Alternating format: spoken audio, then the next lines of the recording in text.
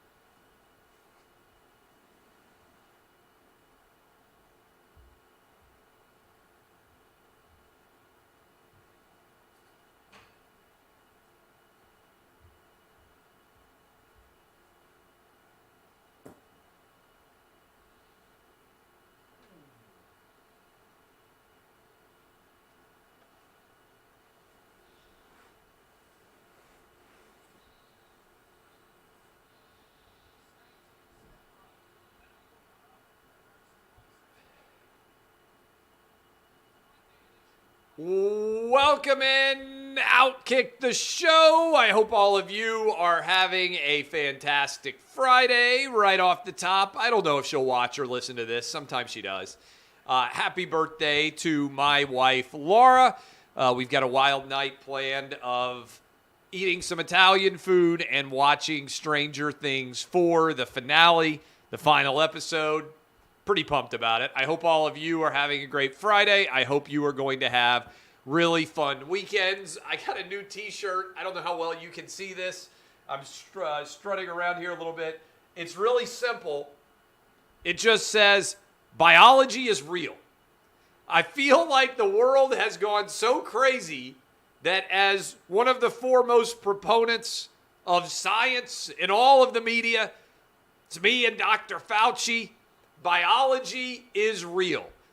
That means when you're born and the doctor says, it's a boy or it's a girl, the doctor isn't guessing you're actually a boy or a girl. We'll get into this in a little bit. Do you know that's what transgender people are saying now? Transgender activists, some of them, the craziest ones, are saying that the doctor looks at the baby when it's born and sometimes gets the gender wrong. You can choose to change your gender. That's your right when you become an adult. But biology is real. And I'll talk about that here in a moment. We got a lot to dive into, but I want to start. I didn't mention yesterday the Highland Park, Chicago shooting. And I had a bunch of things that I said about it on Clay and Buck, but I wanted to make sure I also said it here. And first of all, we are focused on the Highland Park, Chicago area shooting because it was a mass shooting. But every weekend, people are murdered in greater numbers than what happened in the Highland Park shooting in Chicago. And almost no one pays an ounce of attention to it at all. In fact, if we eliminated every single mass shooting in America, 99% of all murders would still be occurring. That's a stat that stuns a lot of people because it speaks to the way that the vast majority of shootings are occurring, which is usually we do not have random acts of violence that lead to death. Usually shootings are targeted and they are intentional, and there are one or two victims as opposed to 7 or 8 or 10 or 15 or 20. So even if we eliminated every mass shooting, we would still have 99% of the murders going on. And even if we change all the gun laws would have done nothing to stop the shooting in Highland Park. And that's why I want to hammer home on the argument that I made earlier on Clay and Buck, because you never know who's going to hear this discussion. The kid, and I say kid because he's young, the guy who did the shooting in this case, and I want to repeat again, I don't use mass shooters' names because the data overwhelmingly suggests that one of the primary reasons why people do mass shootings going all the way back to Columbine is because they want to become famous. They crave that infamy. They crave that attention. And so one of the things that people like me and also people like you who are watching or listening to this clip can do to help limit the number of mass shootings that are going on is not make the mass shooters famous. Actually, don't use their names. Don't tell their stories. So I'm not going to do that in terms of the name. But let me just tell you this. No one's talking about the parents in any of these cases.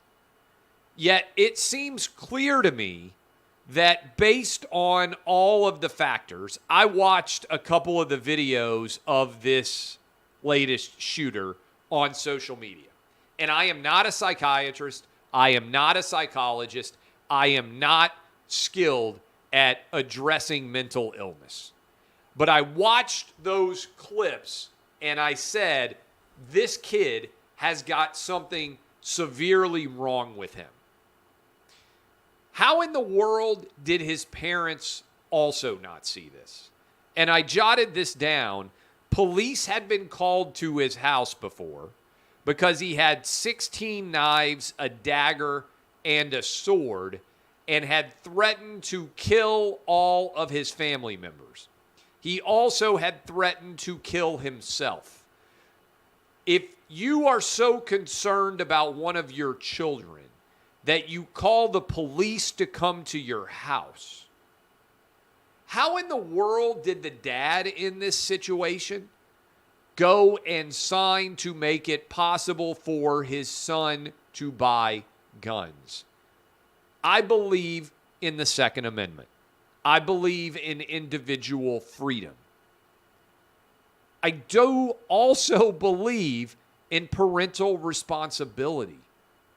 If your son is clearly mentally unstable, if he is threatening to kill all of the members of your household and also kill himself, why in the world would you aid and abet his purchase of weapons at all? So many of these stories surrounding the mass shooters, certainly there is major illness involved. Why would you ever facilitate someone with mental illness getting a gun if you're a parent? No one is talking about parental responsibility in these cases. And I understand that sometimes these shooters are 18, 19, 20, 21 years old. They're over the age of majority. But I've got 3 boys. Fortunately, all my boys are happy and healthy right now.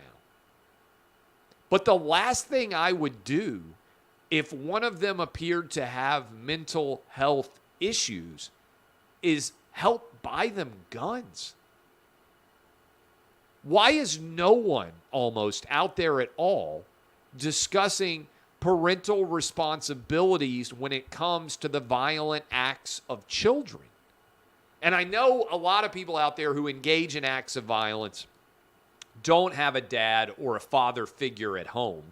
And that certainly is a big part of why violence is as high, in my opinion, as it is in the United States. We have a crisis of masculinity. We have a crisis of fatherhood. We have a crisis of men in this country. Almost everyone committing an act of violence in this country is male. The vast majority of them are between the ages of 16 and 40. Relatively young men, even younger, 16 and 30, 16 and 35. So many men in this country are desperate for father figures. But I look at some of these mass shooters of late, and many of them had dads and moms at home. Why did the parents do such a bad job? And what can we do to help send the message that if your kid is mentally unstable, if, as in the case of Highland Park, you had called the police on your kid? Think about that for a minute. I hope I never, ever have to do this. But a relatively small percentage of American parents are ever compelled to call the police because of threats from their own child. But if you had to do that, how in the world would you have ever aided and abetted or facilitated your child in getting guns? You can believe in the Second Amendment. You can believe in individual responsibility and simultaneously believe that parenting is important and that parents have to help do whatever they can to not only protect their own kids, but sometimes protect other people from their own kids. And I just haven't seen this be discussed other than on the Clay and Buck show, where I talked about it some earlier this week in reacting to the Highland Park shooting. Parents are the first line of defense when it comes to their kids misbehaving. We got to talk more about parental responsibility and dads and granddads and uncles and older brothers. We got to talk more about the crisis of masculinity that exists in this country right now. Men are failing at raising, as a group, we are failing, men are, at raising healthy young men, because it is almost exclusively young men who are spiraling out of control in this country. And I think there are a lot of reasons why, but I'm a big believer, before you go crying for the government to get involved, before you go demanding that the police get involved, police your own house, men. Do the best job of fatherhood that you can do. And a big part of that is not letting young, violent kids who are threatening to kill your own family and threatening to kill themselves have access to firearms. Before the government gets involved, before the police get involved, let's get parents involved. Let's do our jobs, particularly dads, granddads, uncles, older brothers, everybody out there. We have a responsibility. We've got to do better. A couple of other stories, speaking of doing better. Brett Kavanaugh, Supreme Court Justice, went out to dinner in Washington, D.C. at Morton's. Now, big fan of steakhouses. I like the Morton steak. I'm in Nashville. I'm just going to give out some steakhouse recommendations. None of these places pay me. I love bourbon steak. I love Cane Prime. I love Jeff Ruby. If you want like a really big chain, I just ate at Morton's recently. I like Morton's. Also a fan, certainly, of a huge Fleming's. I'm a big fan. We're fortunate here in Nashville to have a ton of great steakhouses, okay? I love them. Just went to Keen's Steakhouse with Buck up in New York City. I feel very fortunate that we get to go and that I get to sit down and order steak when I want to, all right? I got to tell you, the idea that we are making it seem normal for protesters to be standing outside in a Washington, D.C. street, chanting and disrupting the ability of a Supreme Court justice to actually eat dinner is crazy to me, that we have reached this point. Now, I want to read you the details here from this story, and I'm reading from Daniel Lipman, who shared this. Justice Brett Kavanaugh had to exit through the rear of Morton's on Wednesday night after D.C. protesters showed up out front. They just asked Karine Jean-Pierre about this, the Biden spokesperson in the White House, and she refused to condemn it. And the marshals in the Supreme Court, remember, they just tried to kill Brett Kavanaugh not very long ago. Just a couple of weeks ago, there was an assassination attempt. A guy showed up armed at his home, a left-winger who wanted to kill him, so Roe v. Wade didn't get overturned. I got to give credit to Morton's here, and I'm going to talk more about Kavanaugh in a moment and what was said in Montgomery County, which is crazy because the Supreme Court marshal is asking for Maryland and Virginia officials to protect Supreme Court justices. But this is from Morton's, and I give them credit for this statement. Honorable Supreme Court Justice Kavanaugh and all of our other patrons at the restaurant, were unduly harassed by unruly protesters while eating dinner at our Morton's restaurant. Politics, regardless of your side or views, should not trample the freedom at play of the right to congregate and eat dinner. There's a time and place for everything. Disturbing the dinner of all of our customers was an act of selfishness and void of decency. Bravo, Morton's. I agree with everything that you said in that statement, and I can't fathom that we have reached the era and the level where people are being harassed in their day-to-day existence, where they can't even eat in a restaurant, where they can't go home to their house without protesters chanting expletives outside. I don't care whether you're a Republican, whether you're a Democrat, whether you're an independent. I don't believe that people should be showing up outside of your homes protesting. And it's also illegal, in particular, outside of your home. In fact, the Marshal of the Supreme Court asked Montgomery County Executive Mark Elrich to enforce a local law against picketing private homes. On Wednesday, Elrich said that this was playing politics. And he even said that he believes theater, maybe a little bit of a response to the fact we reacted pretty negatively to what the court decision was. He said that I think all you've got to do is look at Russia and get an idea of where you don't want to go. This idea where people can't gather together, and if you gather together, you're going to be arrested and taken, that's not happening here. And we need to make sure people don't use protests as an excuse for silencing opposition. No. Look, I'm a First Amendment absolutist. I got banned by CNN for saying I believe in the First Amendment and boobs. You don't have a right to show up outside of a private residence and intimidate someone who is trying to live their life inside, especially someone, God forbid, who's got young kids. And need I remind Montgomery County, Maryland, there was just an assassination attempt made on Brett Kavanaugh's life. We have to end this idea that it's normal to protest outside of people's homes. We have to end this idea that it's normal to protest outside of a restaurant where somebody you disagree with politically is having dinner.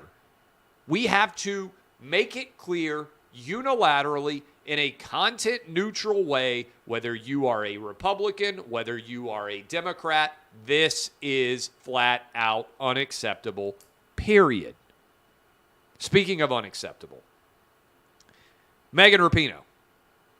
I'm going to talk about Megan Rapinoe in a minute, but did you see Macy Gray go on Piers Morgan's show recently and say that people couldn't just decide to become a woman, that you can't just change your gender and that become a biological reality? Biology is real. Let me show you my shirt. You can go buy them at Outkick. Biology is real.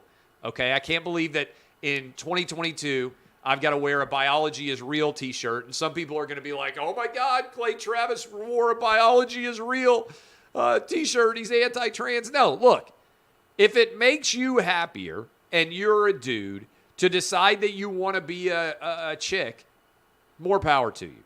If you're a chick and it makes you happier as an adult to decide that you want to be a dude, more power to you. You can do whatever makes you happy. All I would point out is that Macy Gray said that.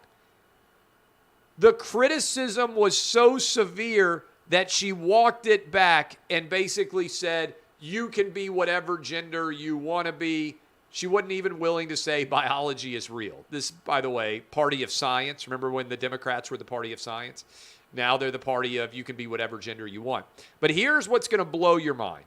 And if you really want to blow these crazy transgender activists' minds, just ask a simple question. If you can pick your gender and you have to be respected and called that gender, and it is your right to suddenly want to be a dude instead of being a woman or a woman instead of a dude, why can't you change your gender? Like if I decided, hey, why can't you change your race? If I decided, hey, I am a Filipino man living in a white man's body, why is it unacceptable for me to change my race, but heroic for me to change my gender? After all, if you were going to decide to switch one or the other, it seems far easier to change your race than it is to change your gender. I think, a lot more in common as a white guy with black guys, Hispanic guys, and Asian guys. Just based off being a dude, I have more in common with them, I think, than I do with a white woman just because I happen to be a white guy. In other words, if you had to pick, gender, to me, seems to be more significant than race. Because after all, many of us are made up of a variety of different races. Yet it is racist. Remember Rachel Dolezal? Rachel Dolezal was working in the NAACP up in Washington State. Turned out she was just a white chick, and everybody was furious at her. The idea that she would feel like she was black. Sean King's made an entire career out of it. Changing your race is racist and unacceptable, and you should be canceled if you do it. But changing your gender, totally acceptable and heroic. Just wonder how that ever came to be, since changing your race seems far less significant than changing your gender. Speaking of gender issues, Megan Rapinoe recently came out and said that she thought people just need to get over it if someone is transgender and wants to play high school sports. She actually said, your daughter's sport just isn't that important. Now, that's an intriguing position to take because it implicitly acknowledges that biological men who decide to identify as women have a huge competitive advantage. Something that I would think someone like Megan Rapinoe would know, since the U.S. women's soccer team was beaten by 15-year-old boys in Dallas, Texas. A 15U boys team crushed the U.S. women's soccer team. Men are better athletes than women, and it's not particularly close, such that even young adolescent boys are better than fully grown women soccer players who are the best soccer players in the world. Megan Rapinoe got the Presidential Medal of Freedom from Joe Biden, despite the fact that she said high school sports don't matter for girls, transgender rights matter more. That's what she said. That's her argument. She's entitled to it. I think she's 100% wrong. All of you, and I'm writing this in my most recent book that I'm working on now, all of you are going to have to make a similar choice. Do you believe that men and women, athletics shouldn't be separated, and whatever gender you decide to identify as, you should be able to compete? Or do you believe in women's athletics? You can't believe in both. Everybody's going to have to make a choice. Megan Rapinoe, Presidential Medal of Freedom, Medal of Honor winner, Medal of Freedom. She believes that that gender, not a big deal. High school boys should be able to play against anybody they want to play against. Speaking of crazy, I saw this from NPR. Brittney Griner, of course, still in Russia, not able to get back. She pled guilty, faces up to 10 years in prison. NPR covered this by saying that, I'm reading directly from their tweet, the highest WNBA salary is about $228,000 a year. In the NBA, over $45 million. That stark pay inequity has pushed many WNBA players to play overseas where they can earn more. It's not inequity, all right? Inequity. The reason why men make more than women is because way more people want to watch men play basketball than want to watch women play basketball. But, got a fun question for you. What would happen if the WNBA and the NBA salaries all got equalized. Because after all, guys, girls, they're just playing basketball. How quickly do you think NBA stars would become Republicans if suddenly men NBA players and women WNBA players had to earn the same amounts of money? Because after all, they're just doing the same job. They're playing basketball.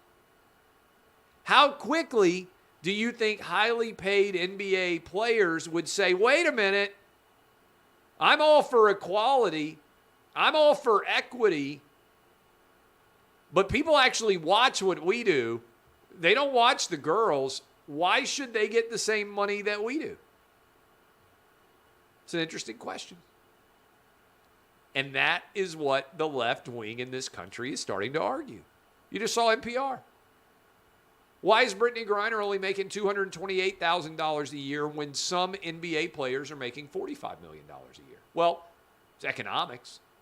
Because people watch the NBA. They don't watch the WNBA. But that doesn't matter. Left-wingers in this country don't believe in capitalism. They think everybody should make the same. That's what communists believe. I would love to see how quickly and how capitalistic all of these NBA players would become Republicans if they actually tried to make this a reality. Just worth paying attention to, because that's what NPR is implicitly arguing, basically directly. Congratulations, University of Oregon. There's been a lot of questions about what's the future of the Pac-12 now that USC and UCLA are moving to the Big Ten. And in particular, the best available quarterback still on the market from Detroit, my wife's home region. She lived in Oakland County. We got married in Oakland County. But I love Michigan, especially northern Michigan. I'm going up there at the end of the month on vacation with my family. Dante Moore made the decision from Detroit, five-star quarterback, to pick Oregon over his hometown Michigan Wolverines. It's a huge win for Dan Lanning and Oregon. We don't know even what conference necessarily Oregon is going to be in going forward, but Jim Harbaugh, who really, let's be honest, has not, for all the years he's been at Michigan, had a truly elite quarterback to coach. That was his calling card when he got to Michigan was, well, he'll be able to find a really good quarterback. Dante Moore gave the Heisman to the University of Michigan and is going halfway across the country to the University of Oregon. Pac-12, now Pac-10, gets a big win over the Big Ten. Dante Moore leaving the state of Michigan to go all the way to Oregon. That's a big win for the reputational aspects associated with Oregon football right now. Couple of good news stories here, or a good news story. Roger Goodell told CNBC today that the NFL Sunday Ticket is finally going to move entirely to streaming, that you will no longer need a DirecTV subscription in order to get the NFL Sunday Ticket. And I have to say in response to this, hallelujah. Do you know how many people out there, myself included, have been super frustrated to be living outside of the region or traveling outside of the region of your favorite team and not be able to just pick up your phone or your iPad or where your laptop, however you stream when you're out of market, and not be able to just watch your favorite NFL team? It is infuriating that the NFL Sunday Ticket has had that exclusive rights for as long as they have, and that you have to have an NFL Sunday Ticket package. You have to have a DirecTV account, or you have to go out to some sports bar, and if you're a Titans fan like I am, the Titans game is never on. You can never hear the audio. I am ecstatic that Roger Goodell announced today this is moving off of DirecTV exclusivity and will be available. We still don't know. Maybe it's going to be Apple. Maybe it's going to be Amazon. Maybe it's going to be some combination of each, that you will soon be able to choose your NFL Sunday Ticket option. hopefully, wherever you are in the country or around the world, you'll be able to watch your favored NFL game. And I know some of you are going to respond, well, I just watch Red Zone, or I just watch the whatever streaming service you have that's the equivalent of Red Zone. Yeah, I get it, but I want to watch every snap of my favorite team play, so when the Titans break my heart, I'm able to see it happen in real time. Finally, Joe Biden spoke earlier today, and it's embarrassing. I don't know if we can intermix for the clip going forward Joe Biden's gaffes. He had 3 or 4 really bad ones today in his speech. In particular, he read inside of his speech, repeat the line, which was a clear instruction to him that he was supposed to repeat the line in front of him, not repeat the line as in the instructions. But Joe Biden has gone full Ron Burgundy. I said earlier, I'm not a medical expert, but I can recognize when someone is on a rapid decline, and Joe Biden is not well. There is a strong issue with Joe Biden, in my opinion, based on all the video that I see, with his communication skills, with how detailed the instructions have to be in order for him to do his job. And he's only going to continue to accelerate and get worse over the next 30 months, in theory, of his tenure as president. I don't know how we're going to be able to finish Biden's tenure. And I certainly am not in favor of any president dealing with the cognitive issues that he has, regardless of party, because it makes America weaker. China, Russia, whoever, North Korea, Iran, whoever our adversaries are, whoever our enemies are, they are going to take advantage of the decrepit nature of our president. And right now, Joe Biden can't even read a teleprompter. Can agree or disagree with a large variety of things that I say on a day-to-day basis. I just went over 30 minutes with about 20 words written on a notepad in front of me. Joe Biden couldn't do this. Joe Biden right now could not sit down in front of you like this and give you totally unscripted 30-some-odd minutes of opinions. I don't think he could do it. Certainly couldn't do the 3-hour radio show that Buck and I do every day. It's a disappointment. It's sad. It's unfortunate. But this is where we are as we continue in the Biden regime. I appreciate all of you. My name is Clay Travis, DBAP unless you need to SBAP. Happy birthday one more time to my wife. Can't wait to watch the end of Stranger Things. This has been Outkick the Show. I will see you guys on Monday. Have fabulous weekends.